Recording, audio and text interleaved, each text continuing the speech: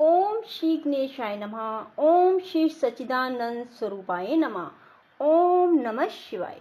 राधे राधे मेरे प्यारे भाइयों बहनों माताओं व बंधुओं, संस्कार की बातें चैनल में आपका बहुत स्वागत है। आज मैं आपको सुनाने जा रही हूँ आषाढ़ मास में सुनी जाने वाली स्कंद महापुराण की कथा। बंधुओं, आज एकादशी तिथि भी है और सोमवार का दिन।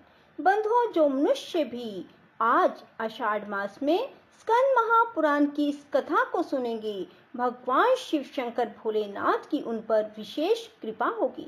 बंधुओं, कथा को एकाग्रचित्त होकर प्रेम भाव के साथ ही सुने बंधुओं, ताकि आपकी हर मनोकामना शीघ्र पूरी हो सके। बंधुओं, यदि आपने हमारे YouTube चैनल संस्कार की बातें अब तक सब्सक्राइब नहीं किया तो जरूर करें और बेल आइकन दबाना ना भूलें, ताकि आपको हमारी आने वाली सभी वीडियोस की नोटिफिकेशन सबसे पहले हो सके। बंधुओं, कथा को पूरी सुने।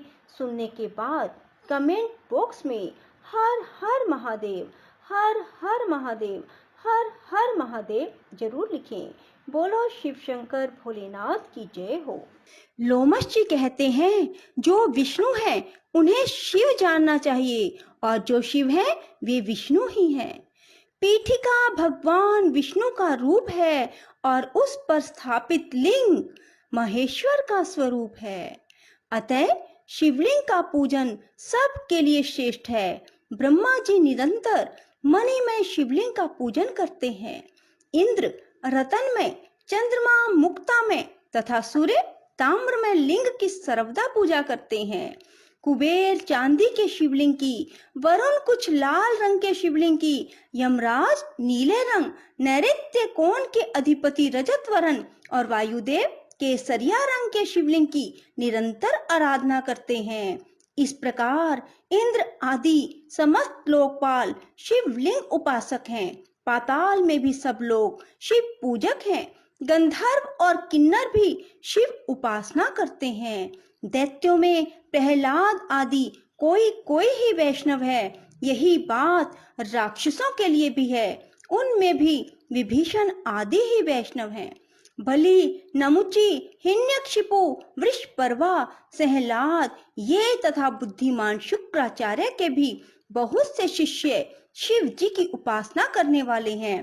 इस तरह प्राय सभी दैत्य, दानव और राक्षस शिव आराधना में ही रत रहते हैं।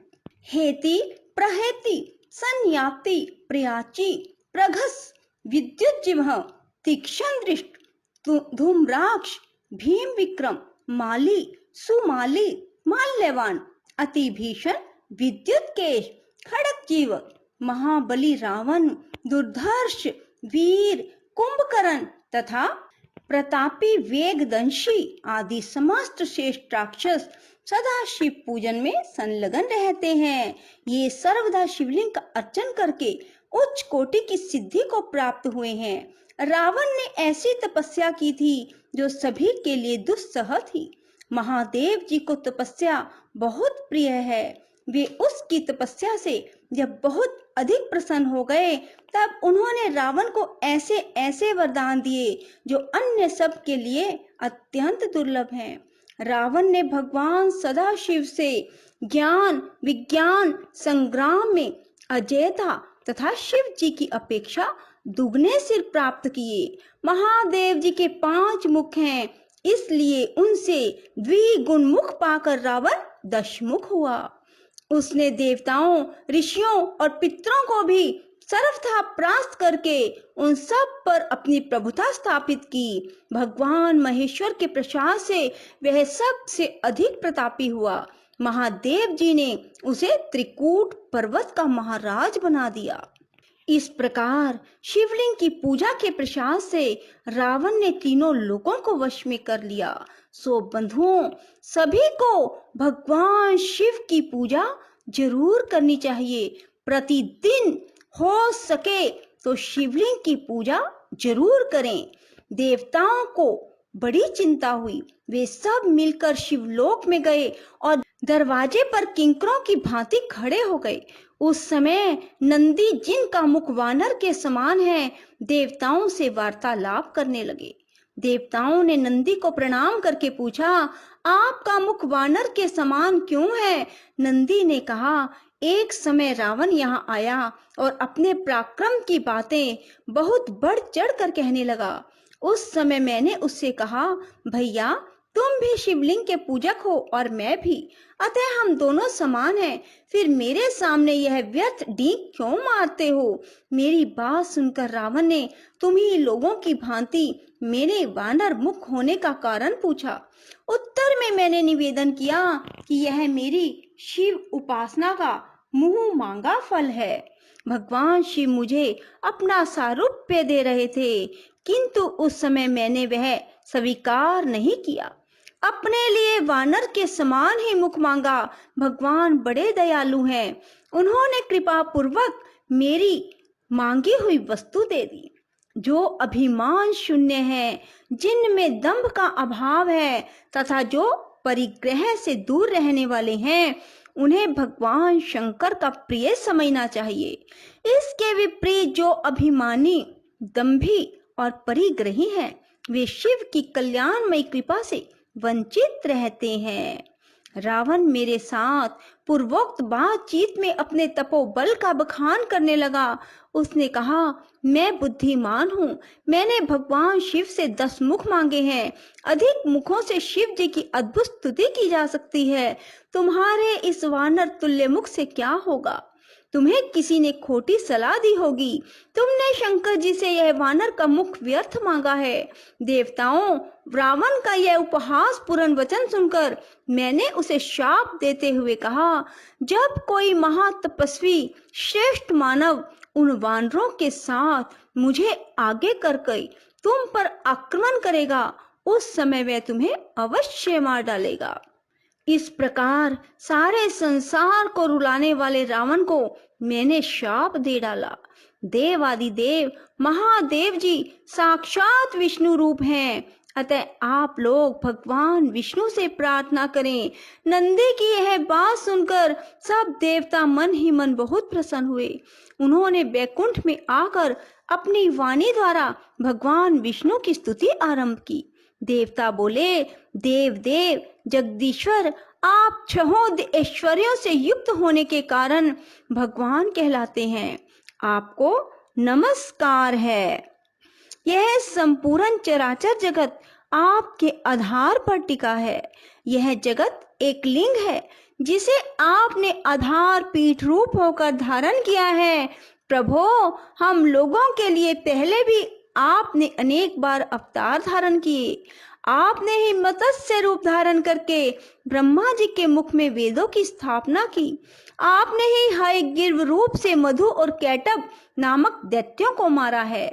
कच्छप अवतार धारण करके आपने ही अपनी पीठ पर मंद्राचल पर्वत उठाया था। वराह रूप धारण कर आपने हिरण्याक्ष दैत्य का वध किया और नरसिंह रूप से हिरण्यकशिपु को मौत के घाट उतारा। वामन अवतार धारण कर आपने ही दैत्य रूप बलि को बांधा और भृगु कुल में परशुराम से प्रकट होकर आपने ही कार्तवीर्य अर्जुन का वध किया।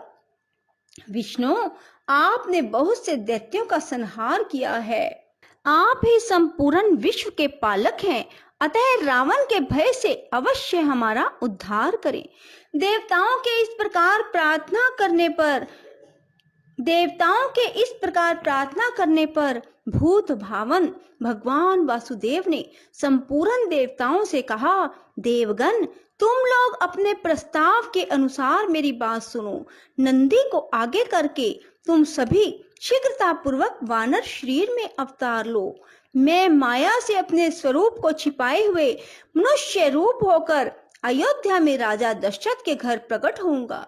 तुम्हारे कार्य की सिद्धि के लिए मेरे साथ ब्रह्म विद्या भी अवतार लेंगी। राजा जनक के घर अर्थात ब्रह्म विद्या ही सीता रूप में प्रकट होंगी। रावण भगवान शिव का भगत है, वह सदा साक्षात शिव के ध्यान में तत्पर रहता है। उसमें बड़ी भारी तपस्या का बल है।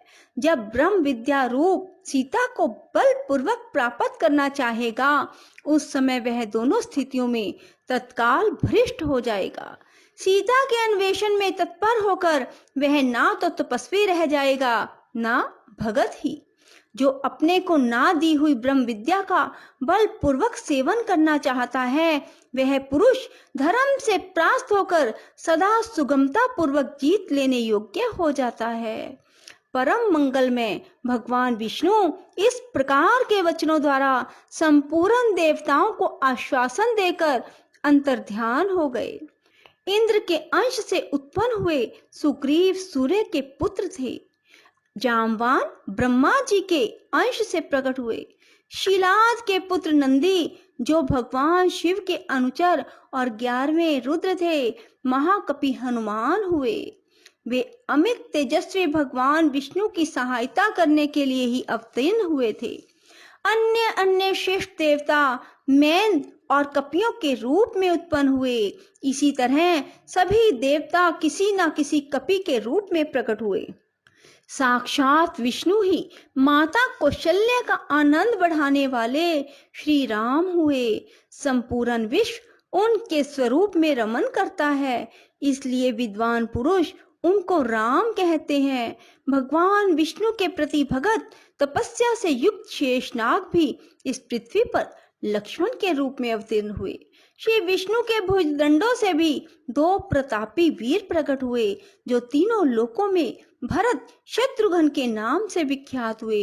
ब्रह्मवादी पुरुषों द्वारा जो मिथिलापति जनक की कन्या बताई गई है, वे सीता साक्षात ब्रह्म विद्या थी। वे भी देवताओं के कार्य की सिद्धि के लिए ही अवतीर्ण हुई थी। शेष अगले अध्याय में। राधे राधे, जय श्री कृष्णा। बंधुओं, यदि आपको हमारी वीडियो पसंद आए तो इसे लाइक करें और शेयर भी जरूर करें। धन्यवाद।